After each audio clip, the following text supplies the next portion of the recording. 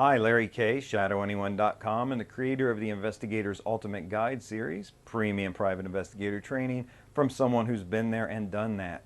Today I want to talk about, do you charge mileage when you serve process? Now, like so many questions in the investigative world, it's kind of a yes and no type thing, and I'll give you both sides of it. Many process servers do charge mileage when they serve process, and really they've kind of got almost their profit margin. That's kind of where they're looking to make their money. They don't necessarily charge enough for their process serving, so they tack on by adding mileage, and they are more than happy to do a nice long 50, 100-mile run out someplace to serve somebody, 50, 100 miles back. That's where they're making their money on that mileage. And you know, they're happy to listen to books on tape, radio, or a podcast. If you do these types of long runs, let me suggest a podcast, a private investigator podcast. Keep up to date. You can get a good one from Andrew over at privateinvestigatorAdviceHQ.com. He's got dozens of podcasts. You load those onto your MP3 player, whether you're on surveillance or making a run, you will have plenty of good educational stuff to listen to.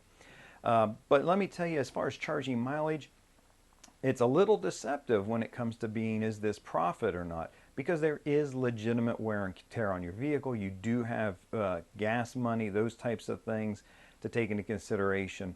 And if you're counting on your mileage, what you're getting paid in mileage to be your profit, you might be surprised in the long run. It feels great to get those big checks right now. But when the transmission drops out, or even just little things like oil changes, you know, the cost does add up. My personal approach has always been not to charge mileage. I do not charge mileage in the county that I'm working in, or any of the contiguous counties, any of the counties that touch my primary county.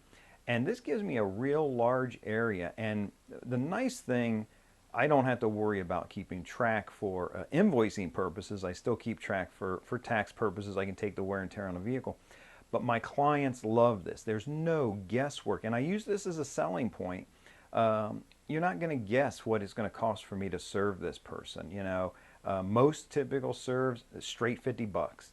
You know what it's going to cost. When you, especially these law firms, when they talk to clients, they tell them, hey, we need this much money for the case, and I'm going to need, you know, $700 for the investigator, or $350 will cover the beginning of work for this investigator, and if we need more, we'll come back to you. The law firms are not paying the process server. The client ultimately is.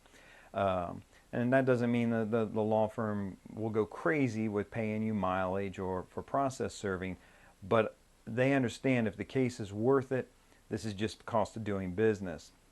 So my personal approach is not to charge mileage for process serving, although lots of people do, and they find it to be a good and profitable thing for them. It's going to end up being your call, depending on a lot of how you want to structure your business and how you want to market your business, and how you want to, for me, helping things be easier for my clients. They're willing to pay more if you can make it easier for them. That's my experience.